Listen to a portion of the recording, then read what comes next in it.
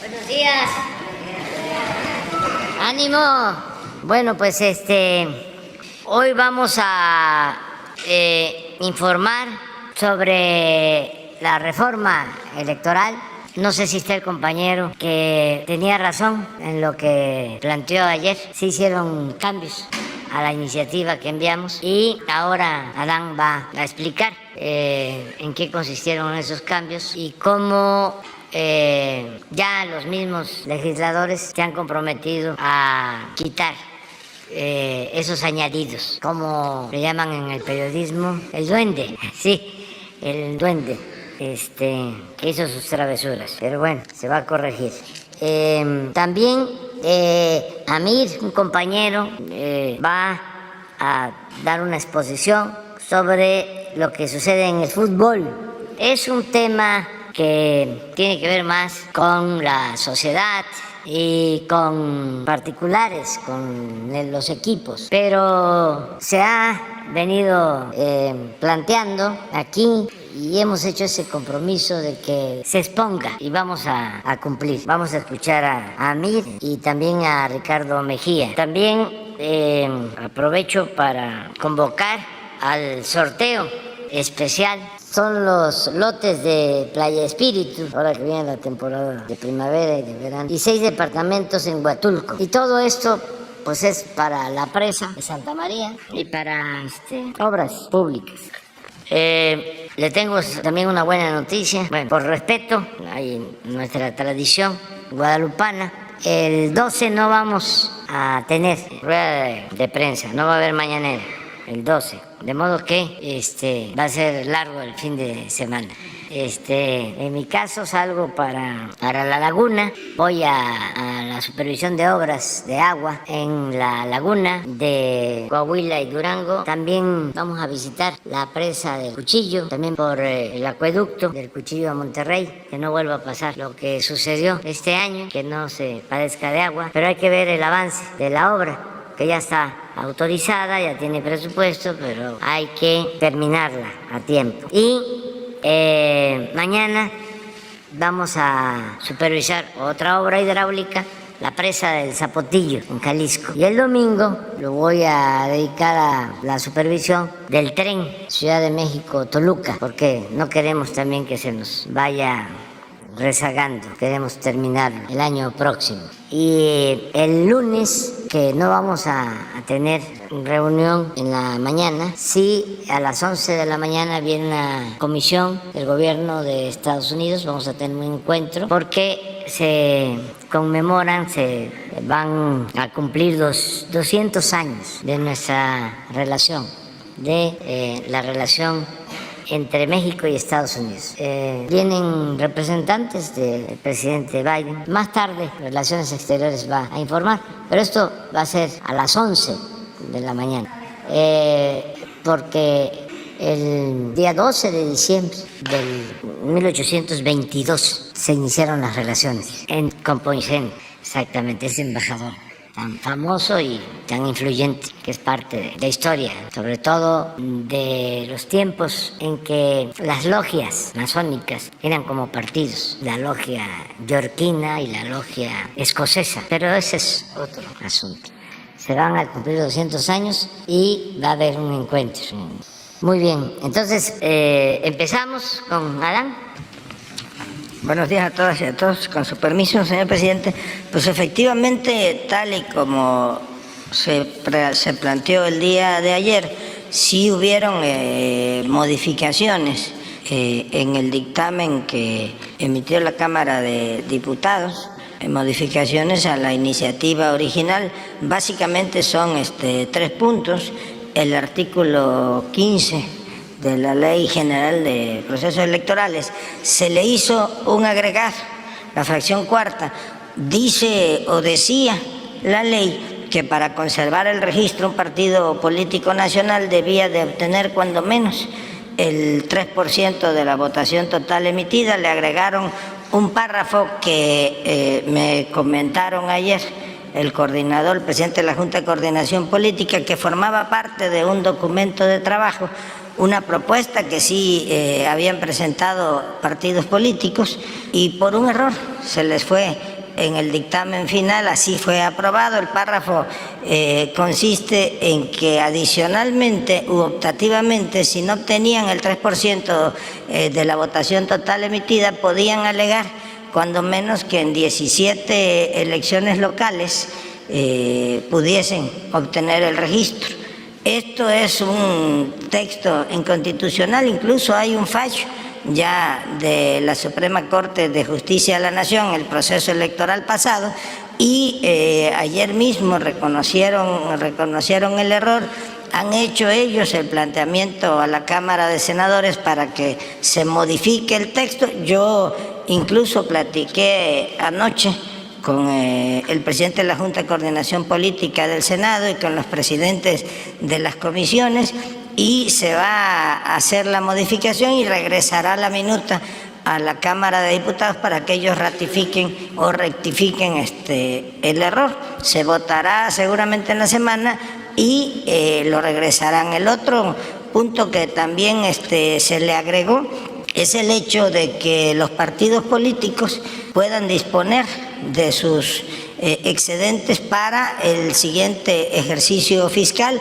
La iniciativa del Ejecutivo tampoco contenía eso. Lo que sí contiene la iniciativa es la desaparición de los fideicomisos. Entonces se estaría a la devolución del recurso que no hubiese sido devengado. También lo comentamos ya con la Cámara de Senadores y son los ajustes que se van a proponer en comisiones el próximo lunes. Las comisiones están citadas para sesionar a las 10 de la mañana y circularían el dictamen, entiendo que martes en la mañana para la primera lectura, y tratarían de votarlo martes en la tarde o miércoles en la mañana. Pues básicamente esas son las adecuaciones. Lo otro ya existía, el famoso trasvase de votos, ya existía la figura, no existía en la candidatura común, y entonces nada más se está revisando la constitucionalidad de ello.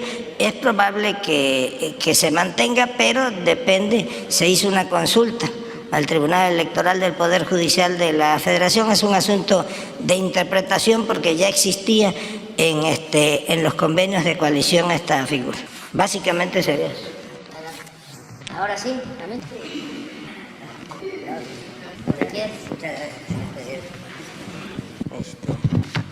Pues con su permiso, señor presidente. Muy buenos días, señor presidente. Muchas gracias de antemano a todos los presentes por su tiempo, a todos los que nos ven en redes sociales, gracias también. El fútbol en México es un tema de interés nacional. No por nada fuimos el país con la quinta mayor asistencia en el Mundial de Qatar. Este deporte es motivo de reunión y de unión para amigos, para compañeros de trabajo, con nacionales de todo extracto social y creencias políticas. Al mismo tiempo, el fútbol es un gran negocio. Estimaciones señalan que mueve en el país unos 2.800 millones de dólares al año, de los cuales la Federación Mexicana de Fútbol pudiera abarcar cerca de la mitad. Desde hace algún tiempo, este enorme botín ha traído a muchas personas con ambiciones desbordantes, promotores y dueños que poco a poco han ido desvirtuando el espíritu deportivo del fútbol nacional para darle prioridad a sus ganancias. Este afán por el dinero los ha llevado a romper las reglas de competencia, a cerrarle el paso a talentos e incluso a incurrir en prácticas que son muy difíciles de no verlas, como corrupción y evasión fiscal. El fútbol profesional es un negocio privado, eso es cierto, pero también es cierto que toca a la esfera pública. Primero, por ser un tema de interés nacional. Segundo, por su amplio manejo del dinero público procedente de los estados y por gozar estos clubes de considerables condonaciones de impuestos, además de que les concesionan los estadios que les pertenecen al pueblo. Tercero, por el interés colectivo de miles y miles de jóvenes que depositan en estas instituciones su futuro y sus esperanzas. Cuarto, por los amplios indicios de defraudación fiscal que lesionan las arcas públicas. A estas razones, y en vista de la coyuntura actual, añadiría una quinta. Estas prácticas retrasan el desarrollo deportivo del país, como acabamos de atestiguar todos. México no puede permitir que estos grupos de interés continúen matando más generaciones de jóvenes con talento. Este reportaje tiene la intención de mejorar, corregir y no de perseguir. La intención es que nuestros jóvenes tengan mejores oportunidades, que haya igualdad entre hombres y mujeres y que tengamos un mejor nivel deportivo. No está de más decir que cualquiera de los mencionados en este reportaje tiene garantizado su derecho de réplica en el portal del Quintana Roo MX. Doy inicio a mi presentación, señor presidente, no sin antes agradecer esta oportunidad.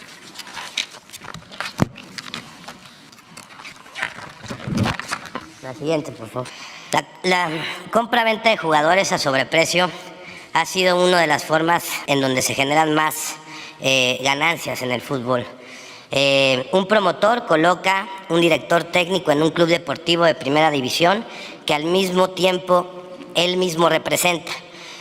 O mantiene relaciones con directivos en el club para luego buscar en el extranjero jugadores con un precio económico y revenderlos a equipos mexicanos en un sobreprecio del 100%, 200, 300 y hasta 500%.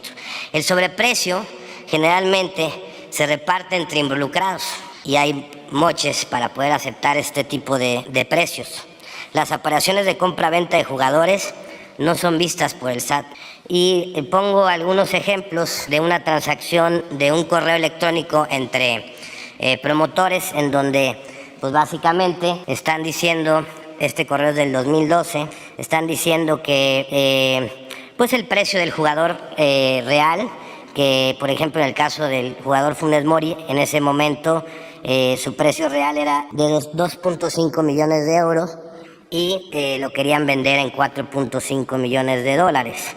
O el de Vilchis, Andrés Vilchis, que fue un goleador de la Copa América, y pues bueno, pensaban sacarlo entre 1.5 y 1.8 para revenderlo en 4 millones de dólares en México. Bueno, también hay un correo electrónico en donde precisamente los promotores mandan un correo electrónico a un club deportivo de Colombia, en donde presumen que también son representantes de varios directores técnicos en México, y ahí mencionan a muchos directores técnicos que pues bueno, juegan todavía y son muy prestigiados en México. Este apartado lo documenté muy bien en un reportaje que escribí en el Quintana Roo MX que se llama El Cártel del Gol. Hay ejemplos muy claros ahí, y pues bueno, me voy a pasar a la siguiente lámina. Luego, los contratos privados para evadir impuestos. El capítulo 5 del Reglamento de Transferencias y Contrataciones de la FIFA establece que en su apartado quinto, en el artículo 51, que todos los pagos de las operaciones celebradas tanto de contado como a plazo se efectúan obligatoriamente a través de una cámara de compensación. Esa cámara de compensación tampoco está regulada por el SAT, tampoco tiene, digamos, una vista. Y ahí pongo un ejemplo de un correo en donde precisamente el Club Atlas, en una negociación con un promotor, le decía que al momento de documentar esto, ustedes me solicitaron hacerlo en 2 contratos, uno oficial para registrar frente a la federación y otro complementario donde se complementan los salarios y todo. Y estos contratos, pues bueno, pues también vimos aquí la compra del Club Pachuca, que realizó con una operación con un jugador de 7.5 millones de dólares a una empresa que se llama Colarca S.A.D.C.B., que en fuentes abiertas pues pudimos ver que es una importadora. Y pues bueno, este es el uso, digamos, de los contratos dobles. Y para dejar más asentado este tema, voy a presentar una grabación entre un presidente de la Federación Mexicana de Fútbol en activo con un presidente de club, en donde precisamente ellos hablan de los contratos por fuera y por dentro. Contratos por dentro es peculiarmente interesante porque está hablando el presidente de la Federación Mexicana de Fútbol y pues está violando su propio reglamento, ¿no? Pero se supone que debería de pasar todo por la Cámara de Compensación, pero pues él mismo está diciendo, entonces, no sé si lo podemos escuchar. ¿Seguirás viviendo en Honduras y todo? Todo bien, gracias a Dios. Oye, gordito lindo. Ande. Un favor, gordito, no me ha pagado Morelia, no me ha pagado Tijuana. Este estado encima de son Álvaro. Son mamadas, cabrón. Diga Guzmán, gordo, que no más. Diga Guzmán también. No chingue, gordo, lleva más de 2 meses. Creo que hay una bronca con el de, aunque Bolín y yo hemos estado sobre eso, pero el de Moreles por afuera. Sí. ¿Y sí. ya lo metiste? No, eso es lo que tengo que, por eso te hablaba, también hay que meterlo antes de la liguilla y todo este pedo, ¿no? Sí, porque eso sirve, güey, porque hoy, por ejemplo, mañana gana el Morelia y se mete los cabrones. Sí, es que bueno que me dices, ¿de qué te mando? La carta y el contrato firmado por ellos, ¿verdad? El convenio. Sí, mándaselo a Enrique, bueno, bonito, para que lo meta a controversia y inicies la controversia. Pues sí, pues no quiero ese pedo, pero no mames, cabrón.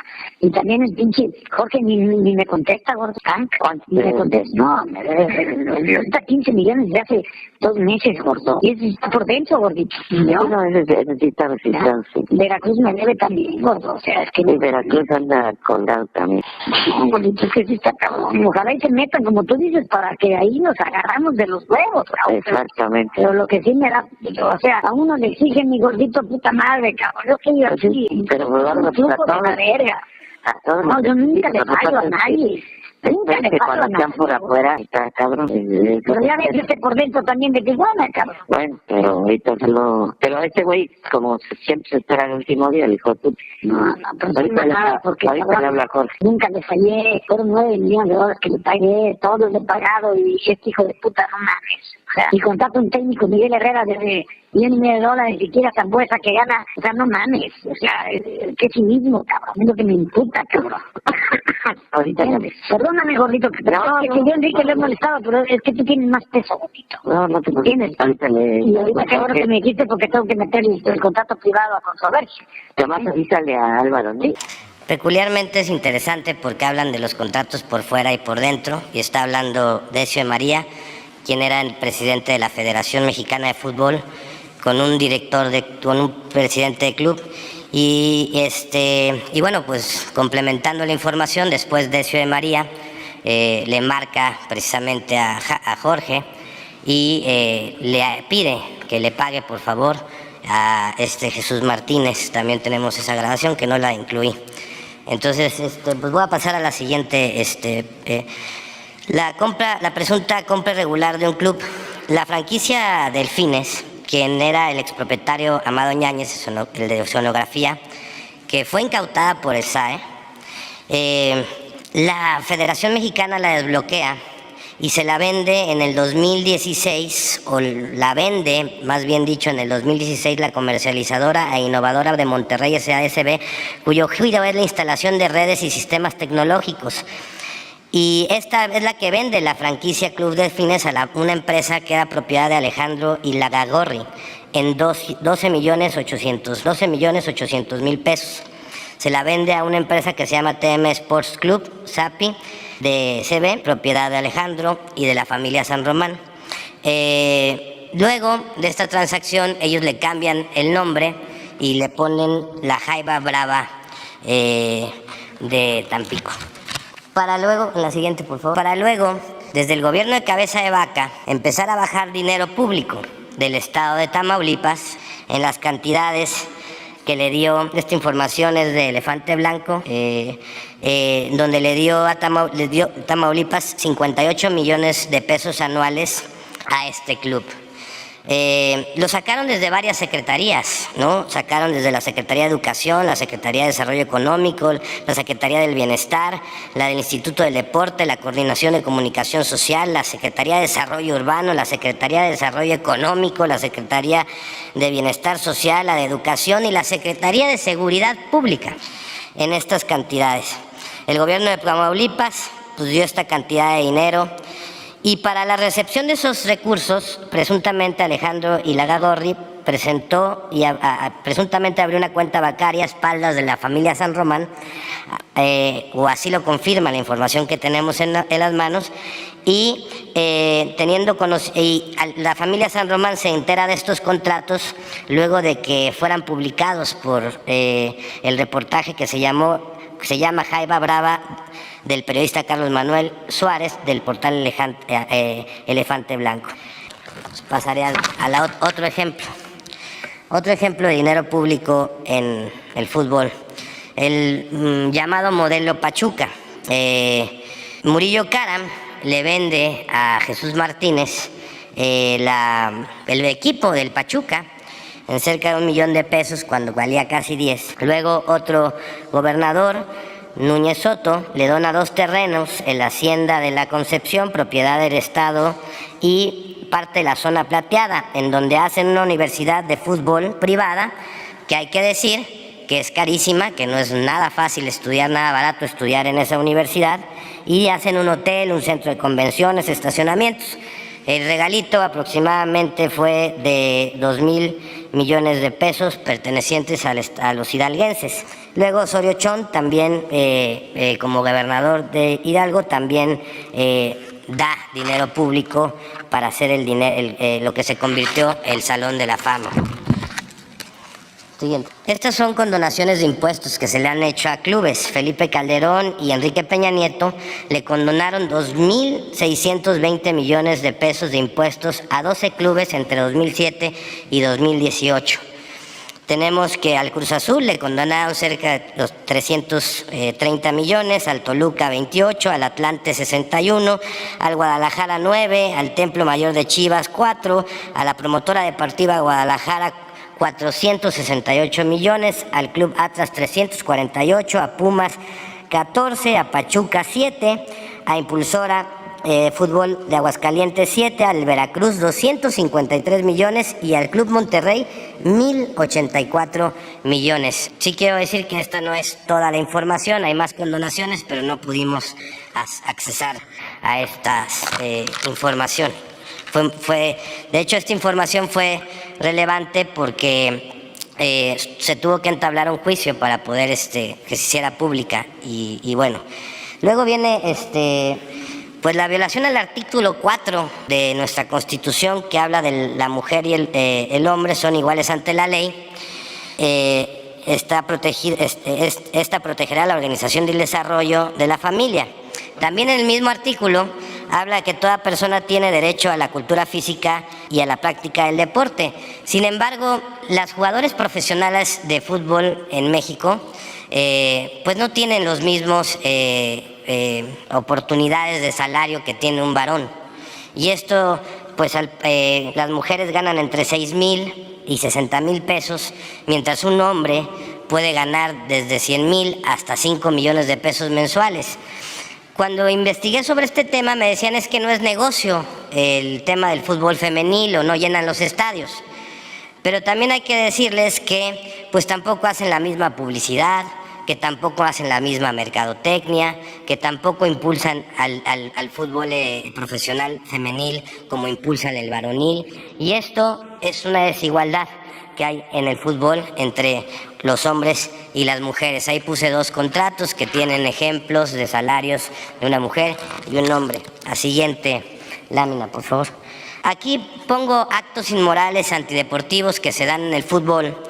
Por ejemplo, el cobro a padres de familia para que sus hijos debuten o tengan más minutos de juego. Tenemos documentados más de 50 casos de padres de familias quienes por miedo de represalias contra ellos o sus hijos, pues han pedido anonimatos en donde les piden dinero precisamente para debutar a sus hijos, para poder debutar, hacerlos jugar. Como ejemplo tenemos el caso de Jesús, quien señala al profesor Gonzalo Román Bolaños de haberle pedido 400,000 pesos en concepto de patrocinio para debutar a su hijo en el Alebrijes de Oaxaca. También en este caso hay otro que ya tiene una denuncia penal contra otro promotor que le cobró otro dinero para poderlo debutar en otros clubes. Después venimos con la preferencia de lo económico y no por lo deportivo. El afán de priorizar los beneficios económicos para los dueños de los clubes, estos toman la decisión de eliminar el ascenso y el descenso, lo que ha perjudicado el nivel de competitividad en la Liga MX. Y pues bueno, lo hacen para que sus clubes no bajen, y porque cuando baja un club a la Liga de Expansión, pues baja considerablemente el precio de la franquicia y las ganancias que tienen de ellos. También hoy en día cada club puede tener hasta 8 extranjeros jugando en la cancha, lo que limita el espacio a los jóvenes talentos mexicanos y fomenta el negocio de la compra-venta de jugadores a sobreprecio y el presunto fraude fiscal del que habíamos hablado en la primera lámina. Antes no era así, antes había nada más 5. Y la multipropiedad, que está prohibida por la FIFA, la cual ha aumentado en los últimos años en México y que causa un grave conflicto de intereses en el fútbol mexicano. Siguiente. Esta me trajo mucha la atención porque la mayoría de los ciudadanos creemos que los Pumas son de la Universidad Autónoma de México, pero no, en realidad son del Club Universidad Nacional AC, una asociación civil con una personalidad jurídica propia, ajena a la universidad, a la cual están integrados empresarios, periodistas, políticos, exfuncionarios de la universidad y funcionarios activos que necesitan tener en esa asociación. Y pues uno de los que es dueño aparece como socios en la parte de los Pumas, pues imagínense, es Ciro Murayama Rendón, consejero del INE, Jorge Espinosa de los Monteros, quien es promotor y vende jugadores también. De hecho, a él se le achaca, ahorita a él se le da que hayan contratado a Dani Alves ahí en los Pumas, o sea, un grave conflicto de intereses, ha vendido muchos jugadores en México,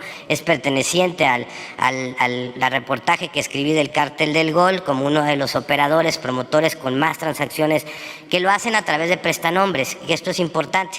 Llegar a ellos es muy complicado porque usan a otro para llegar a esa transacción. También están Alejandro Medina Mora, nieto del abogado, también Eduardo Medina, hijo de Eduardo Medina Mora, Raúl Medina Mora, Alonso Carvajal Villaciencio, que es comentarista de Televisa.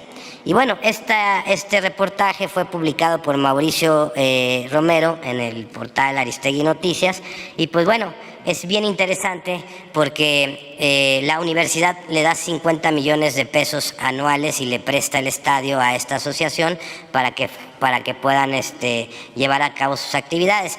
Y me llama mucho la atención porque antes de hacer esta separación, todos los jugadores que salían de la UNAM pues tenían que estudiar y tener una profesión para poder seguir jugando, y por eso vimos la generación de Hugo Sánchez, y por eso el máximo goleador de nuestro país pues también es odontólogo, y dentro de sus compañeros pues había veterinarios y otro tipo de profesionistas. Hoy en día ya no necesitan estudiar los jóvenes y muchos ponen su esperanza en el fútbol y después no los debutan y después los engañan, les cobran, y ¿qué pasa? Pues se quedan sin una carrera, sin una aspiración o con una preparación académica, y los frustran. Y tengo documentados varios casos de jóvenes que tienen 24 años, no los debutaron, son excelentes jugadores, han jugado en la selección nacional, club sub-15, sub-17,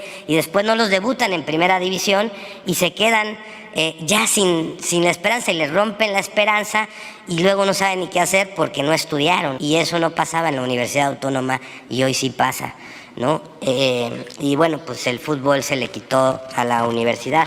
Tengo una serie de conclusiones que me gustaría decir: que hay una falta de regulación por parte del Estado muy grande en el fútbol, y esto complica la recaudación y fomenta el lavado de dinero y la evasión de impuestos.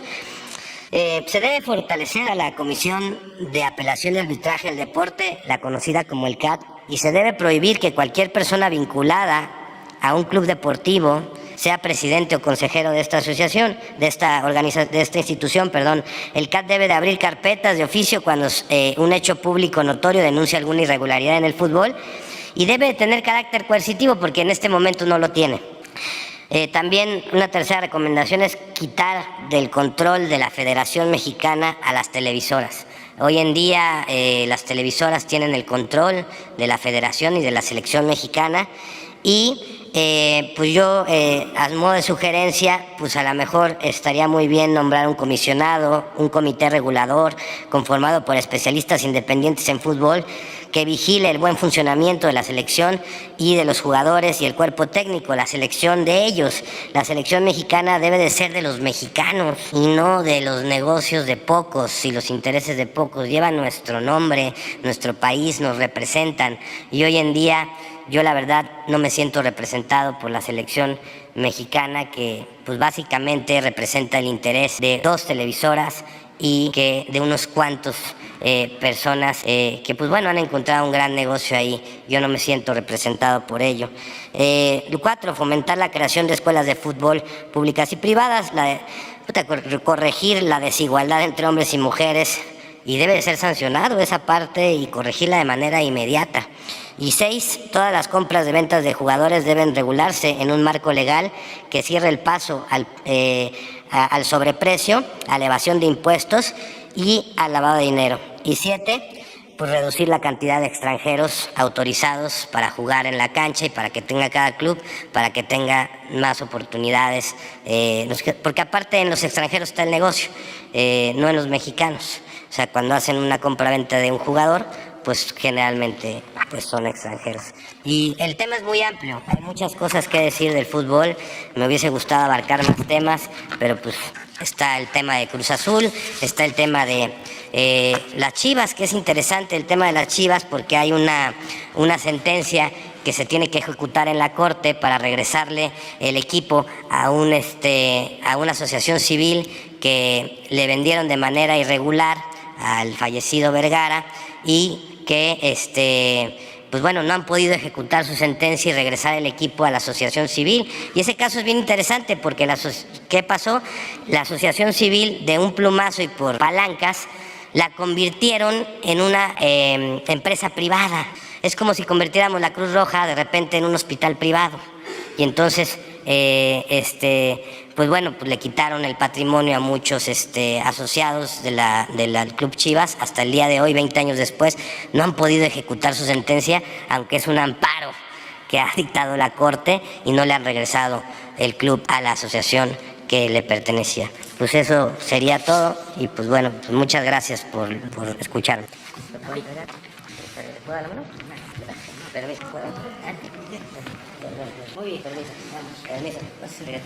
Gracias, señor presidente. Muy breve. Vamos a exponer acciones que hemos llevado a cabo en coordinación con la Federación Mexicana de Fútbol y la Liga MX a partir de diferentes temas. Ustedes recordarán el caso del Estadio Corregidora, cuando hubo ese incidente de violencia en marzo pasado, y también a partir de lo que aquí expuso el compañero Abraham, también hemos tenido algunas reuniones para ver este tipo de situaciones, siempre respetuosos de las actividades de carácter privado, pero sí en la parte que corresponde a un interés público. Hemos tenido reuniones con la Federación Mexicana de Fútbol y la Liga MX, precisamente para establecer algunas acciones. Primero, el tema de la regulación de agentes de jugadores, mantener la vigencia de un convenio de colaboración con la Unidad de Inteligencia Financiera que se puso en marcha a partir de este gobierno desde 2019,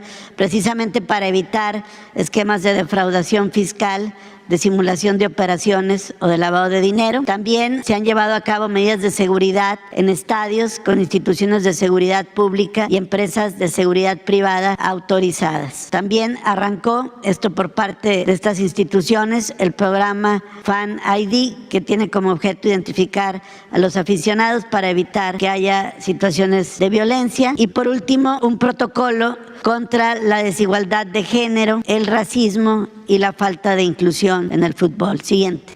En el primer punto de regulación de agentes de jugadores, a partir de las pláticas y también por acciones que ellos mismos emprendieron, la Asamblea de la Liga ordenó el endurecimiento del marco normativo y su alineación con las disposiciones de la FIFA. Entre otras, prohibir la representación dual, que aquí de algún modo se expuso. Es decir, que haya un mismo representante entre jugadores y equipos, generando un conflicto de interés entre ambos y que se generan operaciones simuladas precisamente para que haya transparencia en los contratos. Segundo punto, transparentar las relaciones contractuales entre los agentes deportivos y quien sea su cliente. Tercero, como aquí se expuso, proteger los derechos de los menores de edad, es decir, que sean mal utilizados o haya abusos en sus actividades deportivas, porque se va a tratar obligar, mejor dicho, que siempre se involucre a sus padres o tutores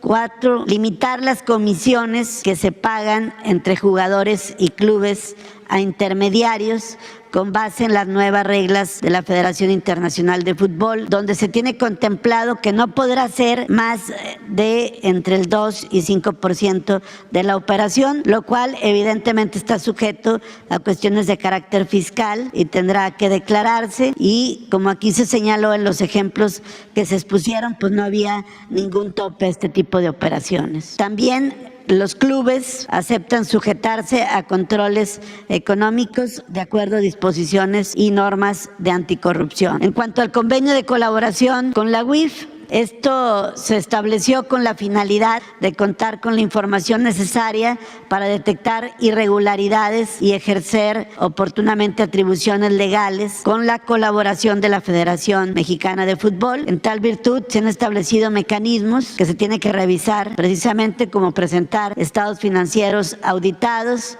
cumplimiento de obligaciones ante la autoridad hacendaria como las declaraciones anuales, justificación de partidas de los presupuestos de ingresos y egresos de los clubes, reportes de comportamientos legales y fiscales de los socios de los mismos, y se va a continuar con los trabajos para garantizar la transparencia en la contratación de jugadores y técnicos, como se hace desde 2019. Siguiente. En cuanto a medidas de seguridad que surgieron a partir de establecer una mesa después del evento de Corregidora, del Estadio Corregidora en marzo de 2022, se establecieron una serie de mecanismos que corresponden a estas instituciones, pero desde luego nosotros participamos como coadyuvantes, como es el caso de que todos los clubes cerraron zonas que ocupaban grupos de animación visitantes, las barras, que era donde se daban los conatos de bronca o los pleitos.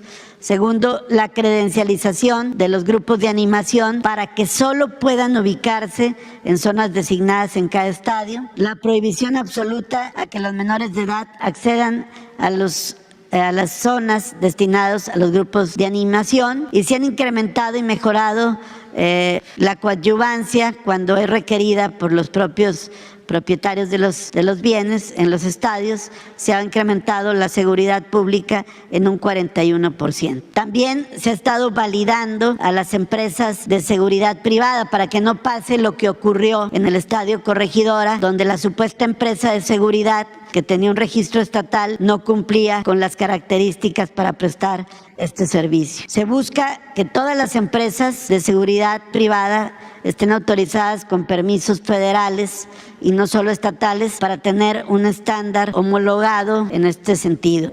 Como cuarto punto, esto es una actividad de ellos, pero han establecido un mecanismo de identificación única de aficionados para que en caso de violencia o en caso de un incidente se pueda ubicar de manera inmediata a la persona que está generando este tipo de incidentes. Como quinto punto, un protocolo contra la desigualdad de género, en contra del racismo y a favor de la inclusión, precisamente para evitar prácticas discriminatorias, tanto entre jugadores de cada uno de los géneros, también para evitar actos de discriminación o conductas que lesionen la dignidad de las personas. Siguiente. ¿Sería cuánto, presidente? Bueno, pues ahí está. Vamos, dos compañeras, las dos de atrás. Ustedes dos, los dos de atrás. Bueno, a ver hasta dónde llegamos.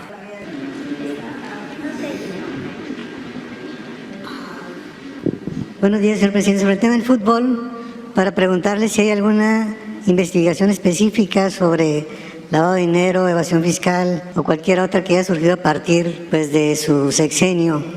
No hay prácticamente investigaciones sobre defraudación fiscal porque se tomó la decisión de prohibir la condonación de impuestos. Puede ser que se tenga algo de condonación en el gobierno nuestro porque no fue desde el principio que se aprobó la reforma constitucional. Y a partir de estos hechos denunciados por el compañero, ¿van a servir de base? ¿Se van a turnar la Procuraduría Fiscal o General? Sí, porque ya son otras condiciones, es distinto completamente. Nosotros no hemos llevado a cabo rescates, no se han condonado impuestos. Tenemos casos especiales, por ejemplo, la situación de insolvencia, no quiero usar la palabra quiebra, de Altos Hornos, con deudas en el SAT, en Pemex, la Comisión Federal de Electricidad, IMSS, y no hemos solicitado el que se paguen todas estas deudas porque está de por medio la fuente de trabajo y la importancia que tiene esta planta en Monclova. Pero nos piden rescate, eso no lo podemos hacer. Lo que nosotros estamos recomendando pues es que entren nuevos socios, que inviertan y que no se arruine esa empresa. ¿No sería esta una oportunidad para que interviniera el Estado mexicano en el respeto que tiene el ejercicio de la actividad deportiva? Se vea, por ejemplo, no solamente en el fútbol, sino en el béisbol. Por ejemplo, es común que los municipios, los estados, ¿verdad?, o inclusive organismos descentralizados inviertan, entre comillas, para fomentar, entre comillas, el deporte, pero hay un trasfondo de corrupción evidente, ¿verdad?, donde le cuesta a la autoridad, tanto en las donaciones que hace o en las exenciones que hace de cobros de derechos.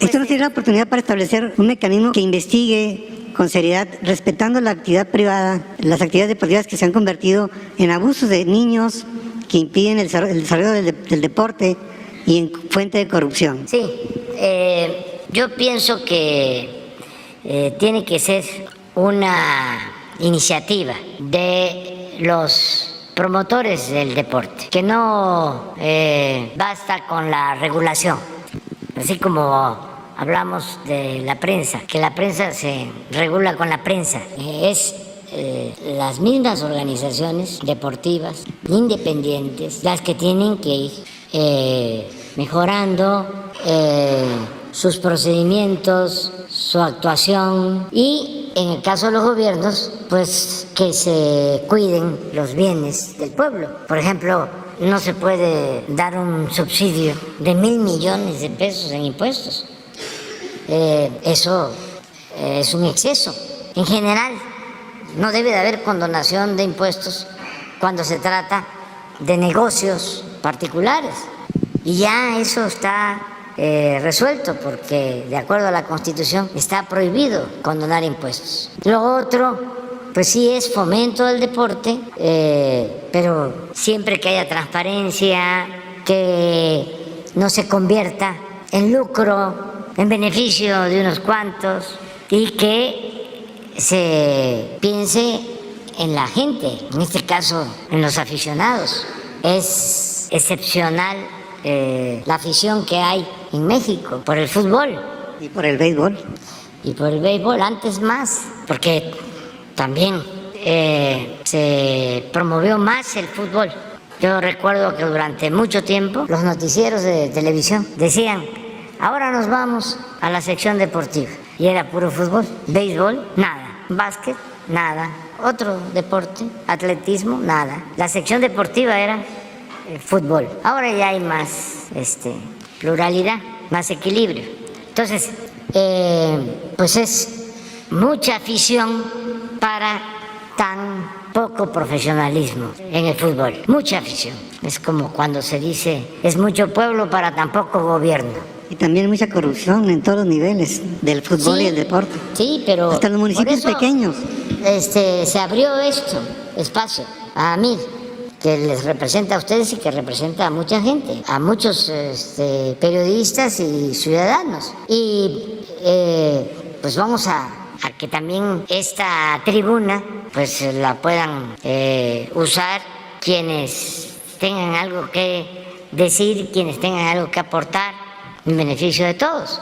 Y el ventilar las cosas ayuda mucho, porque está muy difícil que se produzca una autocrítica. Sí la hay, ¿no? Pero en los medios convencionales de información sobre estos temas es muy difícil. En cambio, pues esta es una tribuna abierta. De aquí se puede dar cualquier opinión, sin que sea una verdad absoluta, una sentencia. Todo es relativo y siempre debe de haber pluralidad y distintas maneras de pensar. Entonces, muy bien lo de Amir, es un extraordinario periodista, es una gente preparada, pues está bien documentado y como él mismo lo planteó, si hay réplica, pues ya aquí no, en su portal.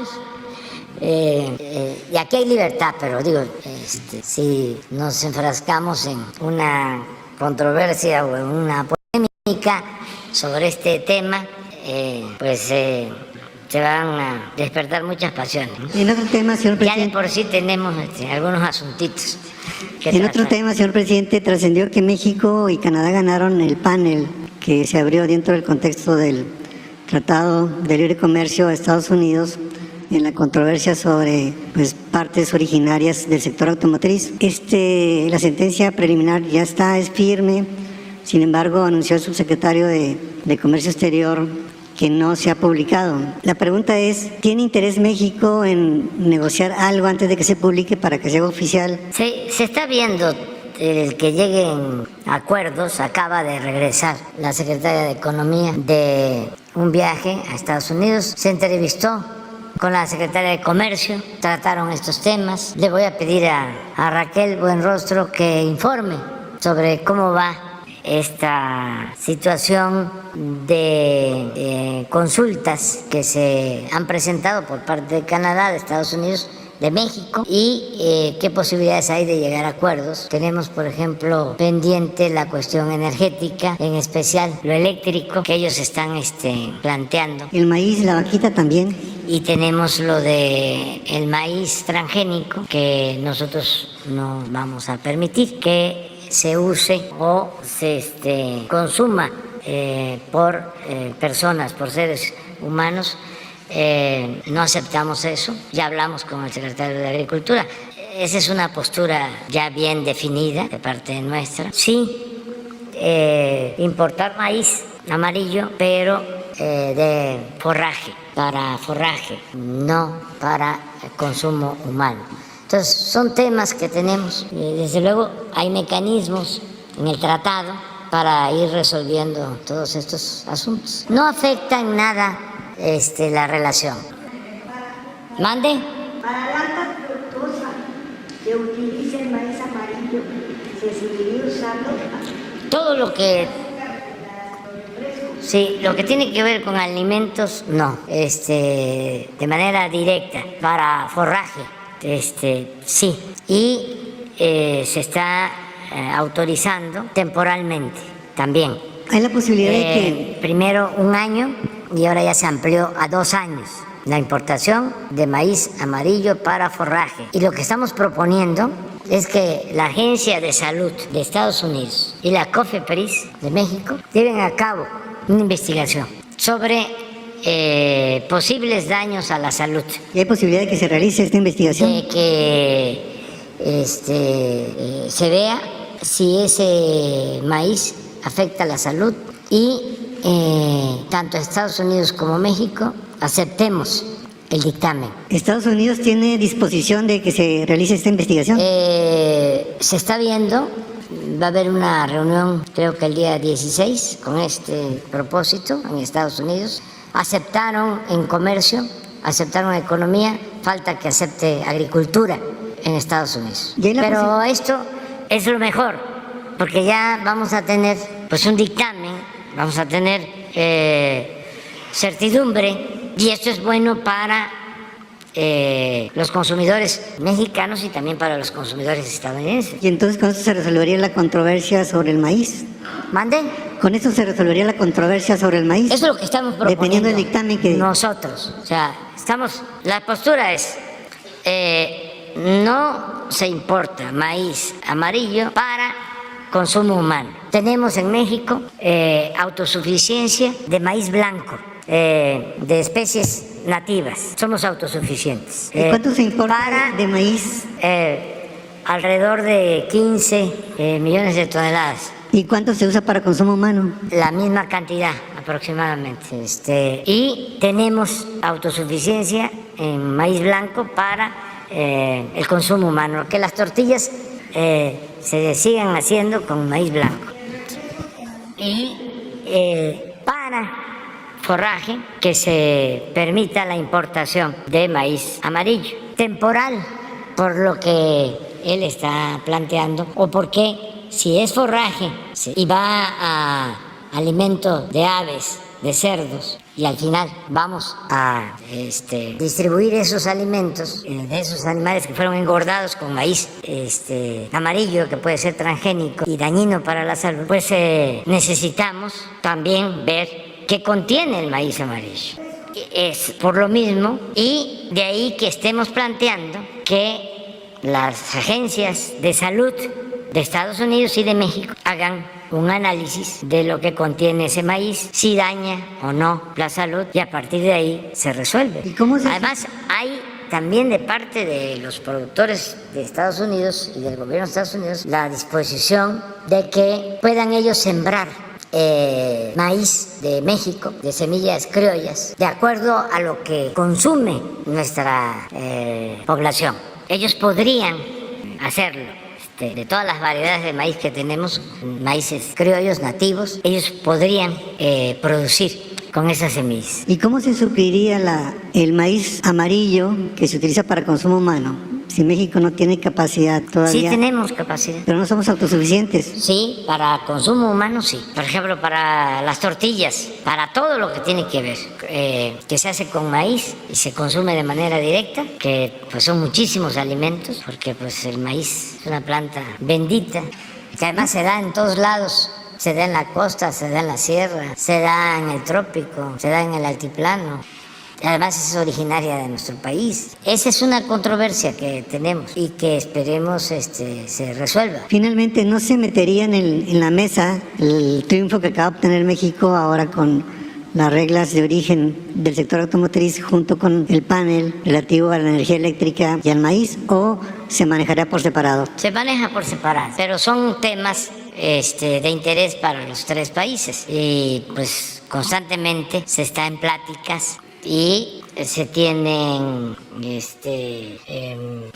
propuestas alternativas, buscando soluciones, pero tampoco es cancelar el tratado o pensar que nos va a perjudicar si nosotros defendemos, por ejemplo, el que no se permita la importación de transgénicos. En el caso del maíz, pues no se trata solo del comercio, de lo económico, de lo mercantil, se trata de la salud y ellos lo entienden. Muchas gracias, señor presidente. Sí, no hemos tenido muchos problemas, ni con Estados Unidos, la verdad.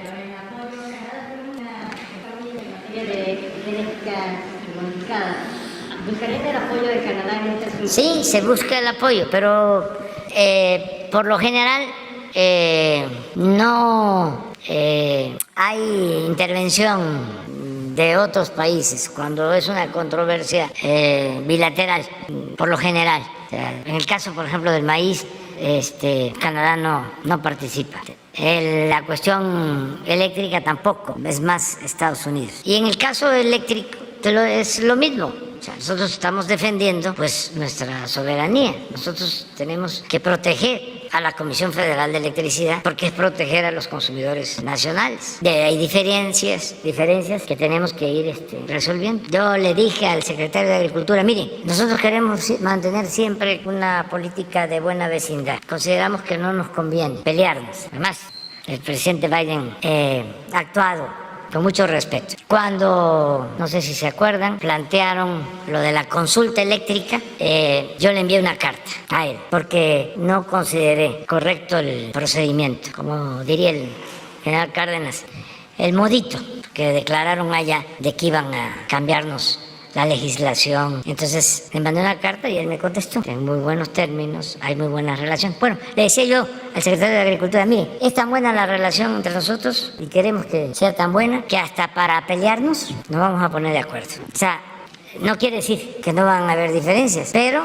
nos vamos a respetar.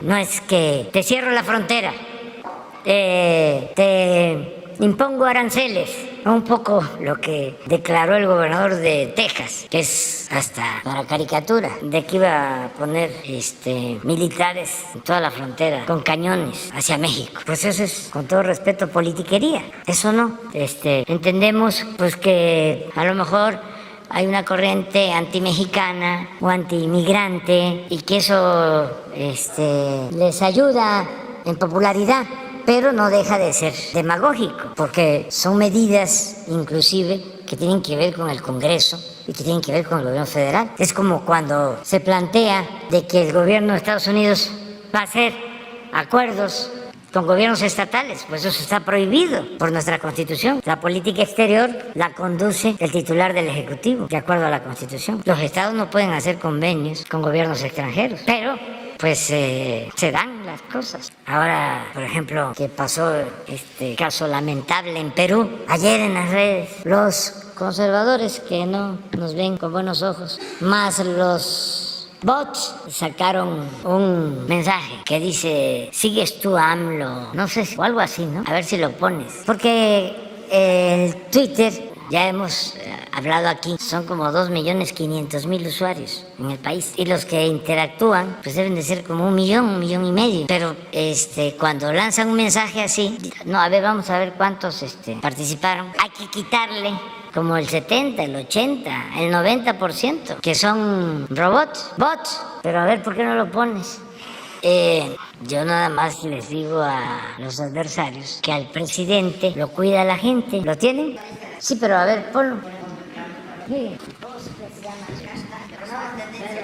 Tendencia, sí. Ah, aquí está. Sigues tú, AMLO. Uy, qué miedo. Miren cómo estoy temblando. Diría mi paisano Chicoche. Pero, a ver, pero son 56,000. ¿Cuántos bots? Además, qué incongruencia. Porque se reformó la Constitución para establecer la revocación del mandato. Se les planteó, vamos a participar y que la gente decida, ¿quieres que siga el presidente o que renuncie? Y es un mecanismo democrático, participativo, porque el pueblo pone y el pueblo quita. ¿Qué hicieron? No participaron. Llamaron a no votar. Viene ahora otra oportunidad, porque en el 24 pues va a ser también como un referéndum, una consulta. No solo se va a elegir al próximo presidente, mujer o hombre, hombre o mujer, a los diputados, a los senadores, sino también se va a decidir por proyectos de nación, distintos, contrapuestos. Entonces, la gente va a poder decir, quiero que continúe la transformación, no quiero que continúe la transformación, quiero que regrese lo que había. Quiero que regrese el régimen de corrupción, de injusticias, de privilegios. Quiero que nos sigan saqueando porque nos gusta el masoquismo. También que no coman ansias, ya viene esa consulta. No participaron en la intermedia, en la consulta de revocación, pero ya van a tener su oportunidad. Bueno, vamos adelante. Buenos días, señor presidente. César, Noticias 104.5 en frecuencia modulada.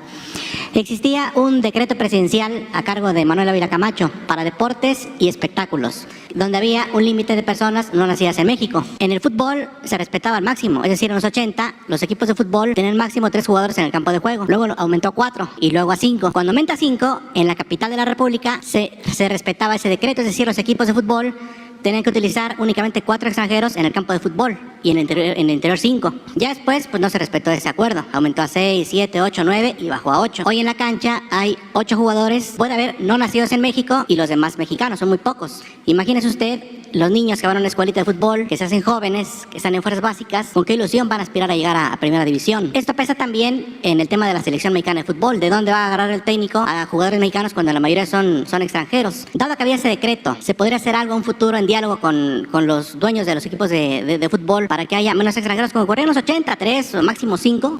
Es muy bueno tu planteamiento y se les puede sugerir a los de la Federación de Fútbol. Porque era decreto tal cual. Sí, pero para no imponer nada, sino convencer, persuadir. Es muy bueno lo que planteas, que todos los clubes de fútbol tengan sus escuelas, por ejemplo, que haya escuelas y que se establezca un número de futbolistas profesionales extranjeros, un límite. Esto ayudaría muchísimo porque se le da oportunidad más a los mexicanos. Además, hay en México para todos los deportes mucho potencial. Hay madera. Por ejemplo, deben de haber ahora como unos 15, 20 beisbolistas mexicanos y buenos en grandes ligas. Julio Urías, por ejemplo, el mejor pitcher, uno de los mejores pitchers del Dodger. Grandes ligas. Y lo mismo en el fútbol y lo mismo en todos los deportes. Entonces, es cosa de que se tengan las escuelas, que se promueva la creación de muchas escuelas. Incluso nosotros hasta ayudamos en eso. Nosotros tenemos ya escuelas de béisbol. Están funcionando escuelas de béisbol en Campeche, en Veracruz, en Texcoco, en Obregón, en Hermosillo, y están los jóvenes estudiando una carrera que tiene que ver con el deporte, como maestros de educación física. Van a terminar su carrera, pero al mismo tiempo están entrenando béisbol. Si son prospectos, si dan el ancho, pues ya se desarrollan en el béisbol. Si no alcanzan a tener nivel, terminan su carrera deportiva, tienen una opción y se les va a garantizar que tengan una plaza como maestros de educación física. Entonces, algo parecido podría hacerse en el caso del fútbol, pero tiene que ser con el acuerdo de la federación, y yo pienso que podrían los dueños de los clubes llevar a cabo este plan, porque la gente quiere eso y lo merece la afición. Entonces lo que tú estás proponiendo pues es bueno, y siempre me imagino que se debe de utilizar como excusa el que si baja el nivel, si no traen extranjeros, baja el nivel y la gente ya no va a los estadios. Eso es relativo, porque no lleva mucho tiempo. En 3 años ya hay prospectos. Si se hace buen trabajo de preparación, de entrenamiento. Los países donde hay desarrollo deportivo, profesional, pues le dan mucha atención a los entrenadores. Bueno, aquí nuestros deportistas olímpicos, quienes participan en competencias internacionales, traen sus entrenadores. Ahora en remo, por ejemplo, que se obtuvieron medallas, entregamos aquí el premio a las que participaron, mujeres y su entrenadora. Y para los deportistas, el triunfo, la medalla, es también, aunque no se le entregue al entrenador, es parte de su maestra, de su maestro. Entonces, eso es lo que se tiene que hacer, o sea, fomentar el deporte desde la niñez, la juventud, y al mismo tiempo pues darle más oportunidad a los mexicanos. En países fuertes en fútbol como España e Italia, hay estadios con capacidad para 10,000 personas. En México, para evitar lo que se planteaba en el reportaje, el ascenso y el descenso, elevaron un cuaderno de cargos de manera excesiva, es decir, para que no lleguen más equipos a la primera división y evitar el tema del ascenso. Ese cuaderno de cargos quita que estadios importantes como el Estadio Azulgrana en la capital, el de los Toros del Atlético Celaya en Guanajuato o el de la Jaime Brava de Tampico Madero no sean de primera división. ¿Podría dialogarse también eso, pues, para que haya más dueños y que puedan aspirar a llegar al máximo circuito con el regreso del ascenso y el descenso en el fútbol mexicano?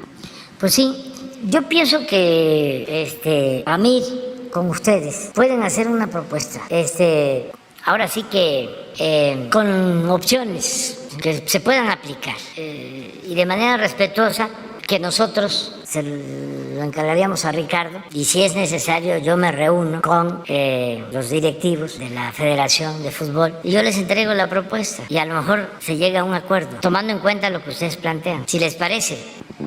O sea, también acuérdense que una cosa es lo deseable y otra cosa es lo posible, ¿sí? O sea, sí tiene que ser buscar lo mejor, lo deseable. Pero, ¿qué podemos lograr? O cómo irlo haciendo por etapas. Y hacemos la presentación de la propuesta, si les parece. Y para culminar, muchas gracias. Al inicio de su gobierno se planteó la posibilidad de que hubiese tiendas Diconsa en toda la República Mexicana y a más bajo costo. Me imagino que por la pandemia, el tema de la guerra, esto no se ha llevado a cabo como usted hubiese querido. ¿Podrá darse esto? ¿O qué tan importante era la existencia de tiendas a bajo costo en teoría como la Conasupo? Había una tienda de limpias en la colonia Álvaro Obregón, en la capital. Estaba la tienda del Issste muy surtida. Hoy prácticamente no hay productos en la tienda del Issste, pero por lo regular eran precios económicos. ¿Esto podría darse? Se está dando en el caso de Diconsa. O sea, eso nos ha ayudado mucho para control de precios. O sea, que la gente que vive en las comunidades más apartadas, la gente también de colonias populares, tenga los productos básicos. Por ejemplo, acabamos de comprar leche para Diconsa y en todas las tiendas de Diconsa, en las lecherías, hay productos a precios bajos en general. Está funcionando todo el sistema. Esto tiene que ver con almacenes que están ubicados de manera estratégica en las regiones y cada almacén se encarga de abastecer un número determinado de tiendas y están funcionando. Incluso estamos destinando un subsidio con ese propósito. Tenemos acopio de maíz, tenemos acopio de frijol, les decía, de la leche, aceite, los básicos que se distribuyen en las tiendas. El caso de las tiendas del Issste es distinto porque estaban muy mal administradas, era muchísimo el subsidio, incluso se podían adquirir alimentos a precios más bajos en las tiendas de las colonias o en las tiendas departamentales o en las cadenas comerciales. Y era mucho el subsidio, no se justificaba. Y mala administración y corrupción. Y eso estamos ya resolviendo, pero sí estamos preocupados porque el abasto popular se mantenga, independientemente de acuerdos que tenemos con las cadenas comerciales, que yo tengo que agradecerles a Walmart, a Chedraui, a Soriana, que ya se logró bajar el precio de la canasta básica de 24 productos, que se estableció un precio de 1,039 pesos. Ya, como lo vemos aquí los lunes, está abajo. En primer lugar Soriana y segundo Walmart y Chedraui. Pero están cumpliendo, nos están ayudando en eso. Por eso, aunque sea poco, hubo una disminución de la inflación.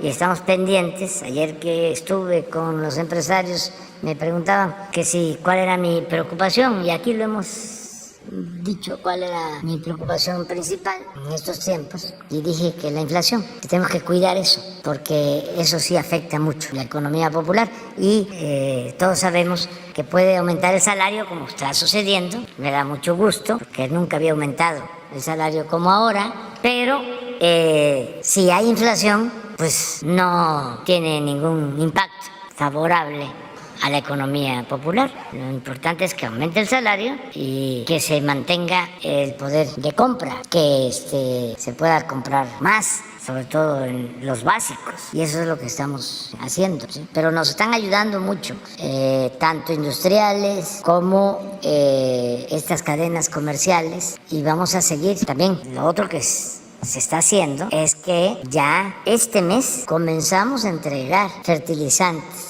gratuitos en todo el país para pequeños productores. Más de 2 millones de pequeños productores van a recibir fertilizantes gratuitos. Por ejemplo, en el caso de Sinaloa, hay como 600,000 hectáreas de temporal que van a incorporarse. Es un acuerdo que tenemos con el gobierno del estado para producir maíz blanco, esto que estábamos tratando. Y vamos a entregar a esos productores fertilizantes gratuitos. Ya antes de que finalice el año empezamos a distribuir ya el fertilizante. Y vamos a empezar precisamente en Sinaloa. Y todo el año vamos a apoyar la producción. Entonces, todo esto es lo que va a permitir el control de inflación y es lo que estamos haciendo. Las compañeras que quedaron, las dos. Gracias, presidente. Sandra Aguilera, del Grupo Larsa Comunicaciones. Presidente, justamente usted habló acerca de Citibanamex, que está vendiendo, y comentó que solo pedía que no despidieran a los empleados. Ahora tenemos muchas denuncias donde los empleados están quejando que los están despidiendo justamente en este mes. A muchos no les pagan sus aguinaldos y aparte les están inventando cosas para que firmen documentos y no los liquiden, presidente. Esto es algo muy fuerte porque han trabajado pues 30, 40 años y no los quieren liquidar. Y entonces ellos piden que intervenga la Secretaría del Trabajo para que se les liquide conforme a derecho y que no haya este tipo de prácticas en estas empresas, presidente. Por otro lado, presidente, quiero comentarle que, como ustedes saben, ayer salieron libres del penal de Macuspana los 3 hombres que fueron injustamente detenidos, los protagonistas del documental Duda Razonable. Hoy se cumplen 17 años de la detención de Israel Vallarta, presidente, que sigue sin sentencia y que ha denunciado la tortura, pero el juez federal determinó prisión preventiva. A diferencia de Duda Razonable, se ha presentado el caso de Israel Vallarta en el documental de Florence Cassés. Sin embargo, no ha pasado nada. Quiero preguntarle, presidente, ¿qué va a suceder con tantos casos que existen de personas inocentes detenidas y están por prisión preventiva sin sentencia? ¿Tiene que haber algún documental para que puedan prestar atención a ellos? ¿Y cuál es la estrategia que tiene su gobierno para que esto deje de suceder y pueda analizarse a cada una de esas personas detenidas y que no tienen sentencia? Gracias, presidente. Bueno, en el caso de lo de Banamex, informar que todavía está en proceso la venta. Pienso que a principios del año próximo ya se va a resolver sobre quién va a adquirir este banco. Quedan 2 empresas o 2 asociaciones que están buscando quedarse con el banco. Nosotros estamos pidiendo que se proteja a los trabajadores. Creo que en los 2 casos, cualquiera de las 2 empresas o grupos van a cuidar eso, que no se despiden a los trabajadores. Si se están llevando a cabo despidos ahora, desde luego que nosotros ayudamos. La Secretaría del Trabajo le vamos a pedir que ella vea de qué se trata y que se atienda a los trabajadores. Acerca de lo otro que planteaste, De que salieron libres de...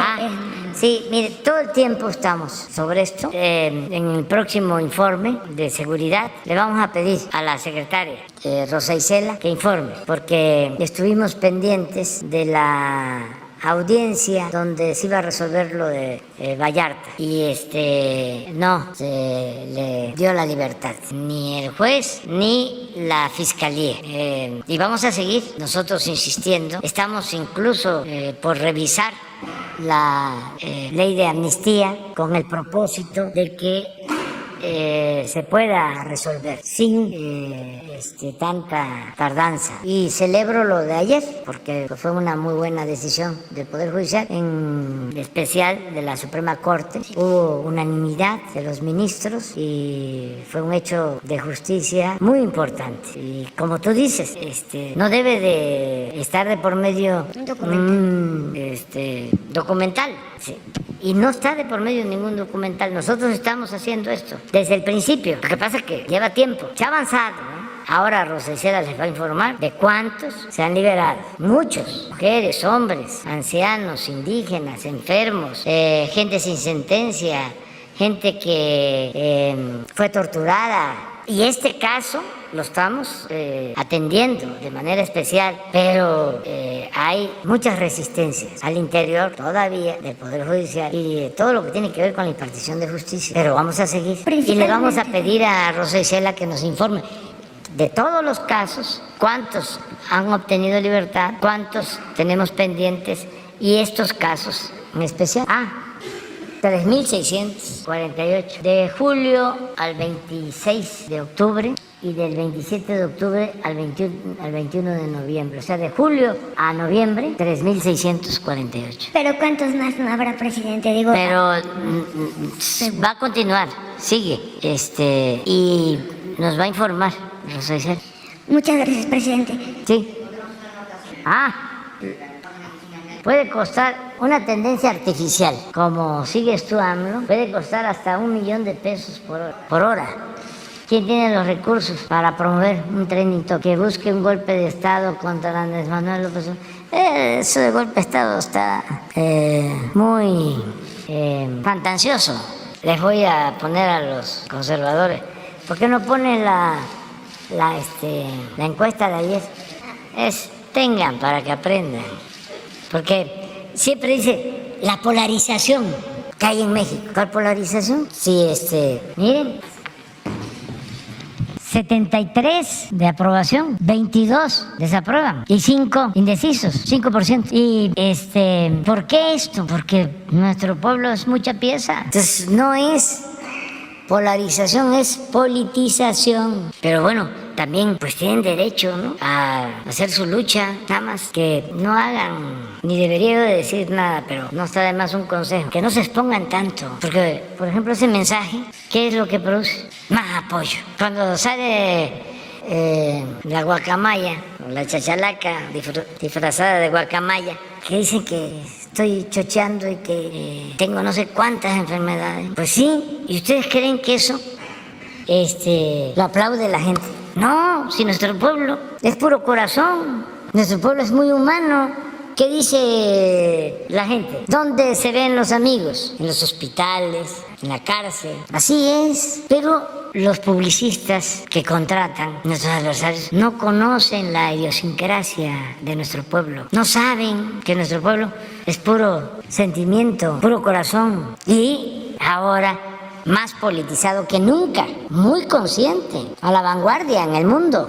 Entonces gastan y gastan y gastan dinero y no pasa nada, ni va a pasar. Y además vienen citas históricas como la elección del 2024, ahí, que se apuren. Por ejemplo, ya se están tardando en lograr un acuerdo sobre quién los va a representar al bloque conservador. Eso no es fácil. Ayer se lo decía a los empresarios. Por el lado nuestro, en el flanco izquierdo, son profesionales, gente con mucha experiencia, además con principios, gente honesta, porque no es que un actor, que porque es muy famoso, muy conocido, sí, pero ya eso ya no. Bueno, ni siquiera para ganar la elección, porque ya han engañado con eso. No es meter al mercado con publicidad un producto chatarra. No, ya eso no. Pero luego, y si llega este periodista famoso, este actor, este empresario, ¿qué va a hacer? O sea, ¿cómo va a gobernar si no es un asunto sencillo? La política, siempre lo he dicho, es un oficio. Y nosotros, los que están, todos son profesionales, ya han tenido cargos de representación y son de primera. Y ya eso lo tenemos resuelto. Yo estoy tranquilo, porque además ya está resuelto el método. Va a ser una encuesta, no hay dedazo, va a ser el pueblo. ¿Y cuándo van a resolver los del bloque conservador? ¿O qué piensan? ¿Que va a estar fácil? ¿Que se van a poner de acuerdo? ¿Que va a decir Claudio, va a ser y ya todos de acuerdo? No, eso es complejo y son muchísimos, claro. Hay unos que hacen la finta, hablan de que quieren ser candidatos a la presidencia y lo que están buscando es que los incluyan en la lista plurinominal para ser diputados. Pero de todas maneras no van a tener muchos espacios, no hay para tantos, son muchísimos los conservadores, los del bloque conservador. ¿Cuándo se van a poner de acuerdo? Les va a ganar el tiempo. No me vayan a echar la culpa a mí también de eso. Ya que hagan su convención, que ya empiecen a ponerse de acuerdo. Nada más que no se vayan a rasguñar mucho. Presidente, ya para concluir, quiero visibilizar a las personas de los que denunciaron a los directores para que, bueno, quede visible que que quede la constancia que Luis Alfonso Bonilla Vargas, Blanca Ortiz, Felipe Varela y Christopher Rojas son los que están intimidando, bueno, son algunos directores que están intimidando a los empleados de Citibanamex. Y bueno, ya ellos estarán yendo entonces con la Secretaría del Trabajo. Muchas gracias por su apoyo. Sí. Gracias, presidente. Lo ve Luisa María Alcalde. Adelante. Buenos días, presidente. Gracias, Shaila Rosagel, corresponsal del Grupo Gili, El Imparcial de Sonora, la crónica de Jiquilpan y Frontera de Tijuana. Presidente, preguntarle sobre lo de la regularización de autos chocolates, si se espera que se extienda el decreto, ya va a concluir ahora el 31 de diciembre, si se va a extender más para que se sigan regularizando autos en Sonora, Baja California y las otras entidades en donde aplica el programa, y también preguntarle qué va a suceder con aquellos autos que aún no han sido regularizados. Sería mi primera pregunta. Sí, todavía no se resuelve. De este martes que viene al siguiente es la reunión de seguridad. ¿Qué vamos a estar? Aquí. Martes 13 y miércoles 14. Sí, pero porque es salud el martes 13, es el 20. Del 20 se va a informar. Sobre todo lo que tiene que ver con la regularización de los vehículos. ¿Y ahí se va a informar si se va a ampliar o ahí se va a decidir, ahí se va a informar. Ok, gracias, presidente. En una segunda pregunta, preguntarle, pues de aprobarse su propuesta de reforma electoral también en el Senado, y bueno, si sus opositores interponen alguna controversia de inconstitucionalidad ante la Suprema Corte, ¿usted confía, o sea, cuál es su expectativa de lo que sucedería en la Corte, si confía en que apoyarían su reforma? Pues yo sí pienso que van a apoyar en la Corte, porque se está cuidando de que no se viole la Constitución. Y pues es un asunto de principios. Nosotros no vamos a hacer nada que viole la Constitución. Por eso es una reforma limitada, muy acotada, porque no se permitió la reforma constitucional, y pues estamos cuidando que no haya ninguna contradicción con lo que establece la Constitución, que al contrario se fortalezca lo que son principios democráticos constitucionales. De todas maneras, pues los ministros son libres y ellos son los que van a decidir libremente. Yo no voy con los ministros. Les invito un café o vengan a desayunar y ayúdanos, ¿no? Vota así, vota de esta manera. No, ni con ministros, ni con diputados, ni con senadores. Cada quien tiene que asumir su responsabilidad. Y si ellos rechazan la reforma legal, pues ya cumplimos nosotros. Y cada quien que asuma su responsabilidad. Ayer también hablaba yo de eso con los empresarios. Imagínense, porque muchos no saben lo que se propuso en la reforma constitucional. Ya cuando se les dice, pues era para que en vez de 25,000 millones se pudiesen ahorrar 15,000 y que se hicieran las elecciones con 10,000, pero ahorrarnos 15,000 millones de pesos, porque México es el país del mundo que gasta más en elecciones. Pues se trataba de eso, se trataba de que se redujera el presupuesto a los partidos, se trataba de que en vez de 500 diputados quedaran 300 y se eliminaran 200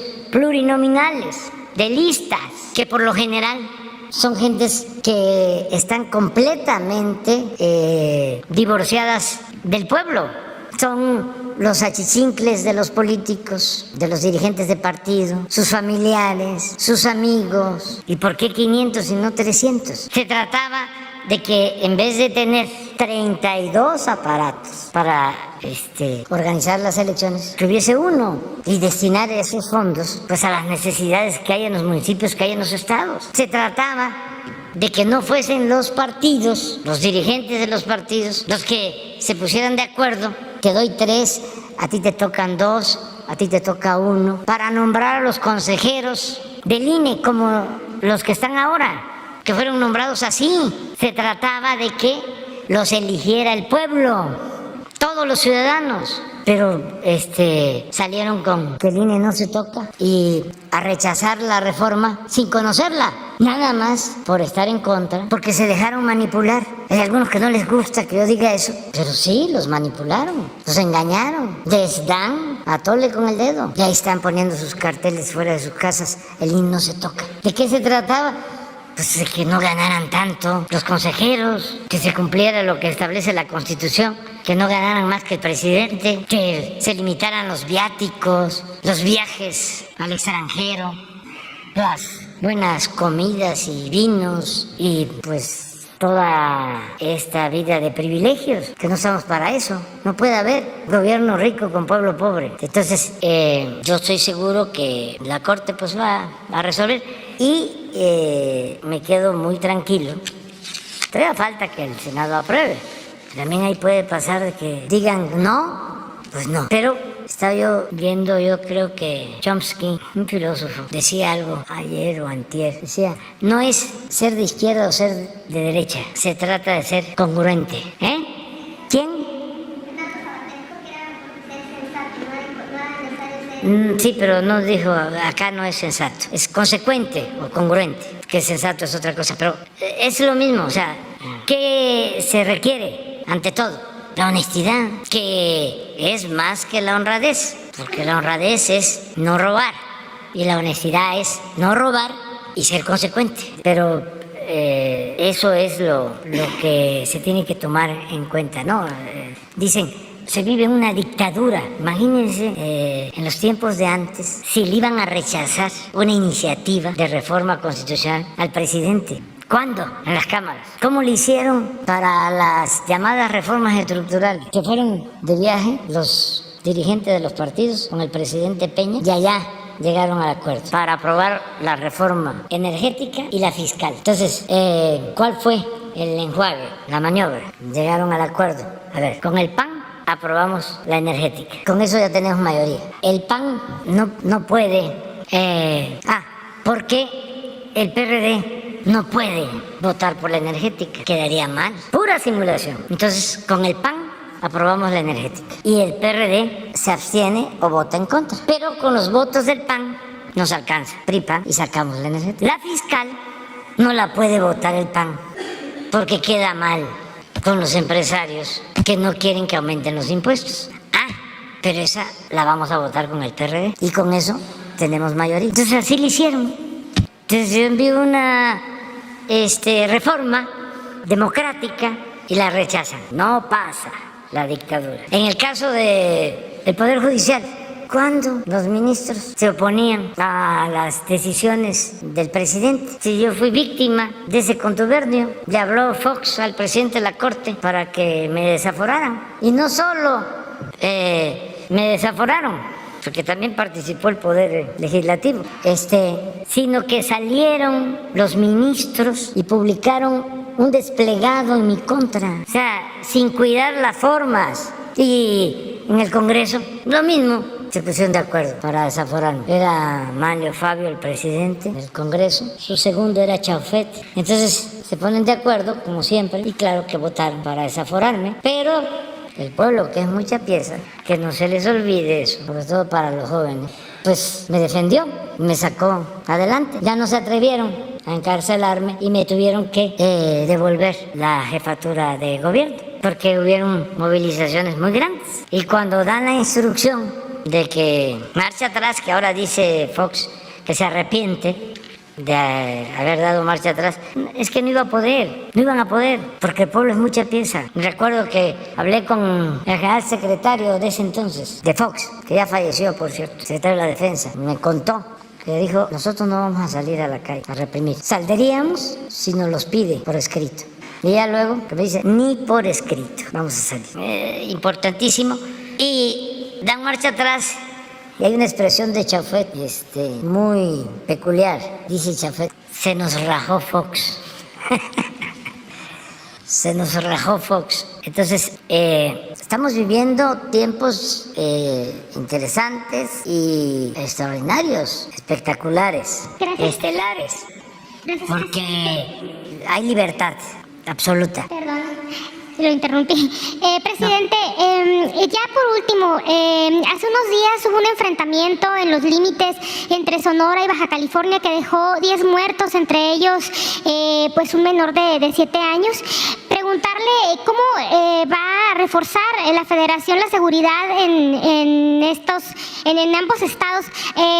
Anunció ayer el gobernador Alfonso Durazo que llegan 800 elementos a Sonora, son 700 del Ejército y 100 de la Marina.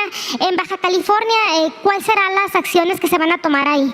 Sería mi última pregunta. Se está reforzando Sonora. Están llegando más elementos, sobre todo el sur de Sonora. Ya hay resultados. Ayer, por ejemplo, en Guaymas hubo detenciones importantes. Fue la Guardia y Marina. Y también en el norte de Sonora, lo pidió el gobernador hace 15 días y se autorizó reforzar en el caso Sonora, y lo mismo se está haciendo en Baja California. Se mantiene la misma estrategia en Zacatecas, Guanajuato, que nos sigue preocupando mucho. La semana que viene les vamos a dar a conocer algo sobre Guanajuato, porque es el estado con más violencia, con más homicidios, y estamos definiendo una estrategia especial para Guanajuato. En el caso de Guanajuato en particular. ¿Como el de Zacatecas y Michoacán? Reforzar más, pero atender de manera más específica las causas de la violencia, de los homicidios en Guanajuato, que es distinto. En todos lados, o sea, el despliegue de la Guardia Nacional va a continuar. Tenemos que llegar a 145,000 elementos. Tenemos alrededor de 125,000, nos faltan 20,000 más. Y se siguen construyendo los cuarteles y se está reforzando. Ya hay, lo decía yo en mi informe, 19 estados en donde hay más elementos de la Guardia Nacional que policías estatales. Y estamos reforzando en todos lados. Entonces les vamos a presentar el informe de lo que estamos haciendo todos los días estamos atendiendo eso. Pero sí, el gobernador Alfonso Durazo pidió apoyo, más refuerzos, y ya se autorizaron y ya están allá, están llegando. No, pero lo estamos haciendo y estamos atendiendo en todos lados. Sí, Nuevo Laredo, por una cuestión especial, ahí se dio un enfrentamiento antier, un grupo de la delincuencia que agredió al ejército, y llama la atención de que fue un convoy con camionetas blindadas, muy sofisticadas, no hechizas.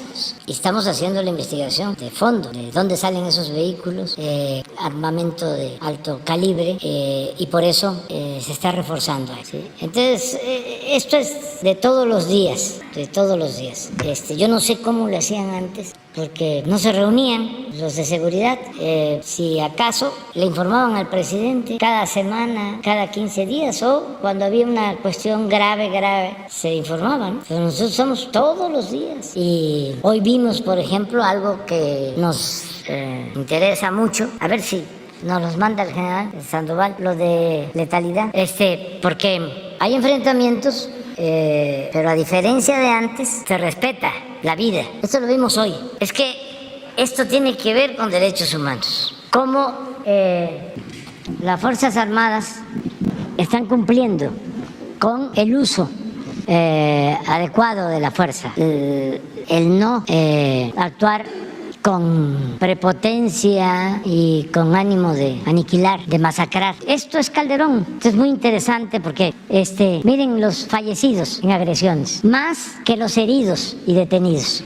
¿Qué pasaba? Que remataban heridos. El índice de letalidad altísimo, más 266. Esas son las agresiones, los enfrentamientos. Estos son heridos y detenidos, sí, y arriba fallecidos. Aquí, ¿no?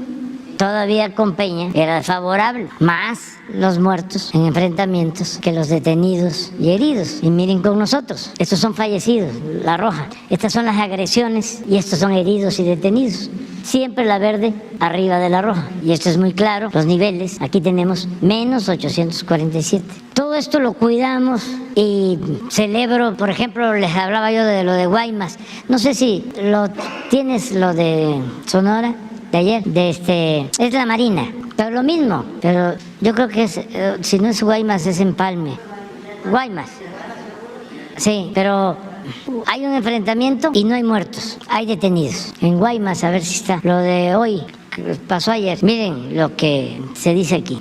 La presente administración tiene una proyección del índice de letalidad a la baja. En la planeación y ejecución de operaciones que realizan las Fuerzas Armadas y la Guardia Nacional, observan los principios que establece la Ley Nacional sobre el uso de la fuerza para garantizar la protección de los derechos fundamentales de la sociedad. Personal de la Secretaría de Marina, en coordinación con la Policía Municipal, en atención a una llamada reportando personas armadas, al arribar al punto fueron agredidos por parte de la delincuencia organizada. Derivado de lo anterior, se detuvieron a 14 personas y se aseguraron 11 armas largas, 20 cargadores, 2 granadas y 2 vehículos. Esto es ayer, pero pues ya les he invitado, ¿no?, a las reuniones de seguridad. Ya todos saben cómo es. ¿Sí? Ya tenemos que ir a desayunar. Nos quedamos pendientes ya para el martes. Sin lista. Ya en lo del fútbol ya quedamos de que se van a poner de acuerdo.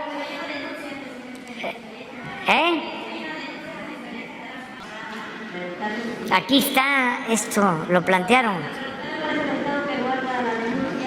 Vamos a investigarlo, pero quedamos en que van a presentar una propuesta, ¿no? Y nosotros vamos a convocar a los directivos de la federación y les vamos a hacer la propuesta. A ver, y dependiendo de la respuesta de ellos, informamos aquí. Y que también ofrecemos disculpas a los directivos y a todos. De lo que se busca es que estas cosas se ventilen y que la vida pública sea cada vez más pública y que el que nada debe, nada teme. Y sin ofender a nadie se puede tratar todos estos temas, ¿no? Porque van a decir algunos, ¿y qué se mete el gobierno? Si esto es un asunto particular, ya hasta en eso se quieren meter. Es un gobierno totalitario. No, es ventilar todos estos asuntos en beneficio de la gente. Bueno, nos vemos entonces. La pasen bien.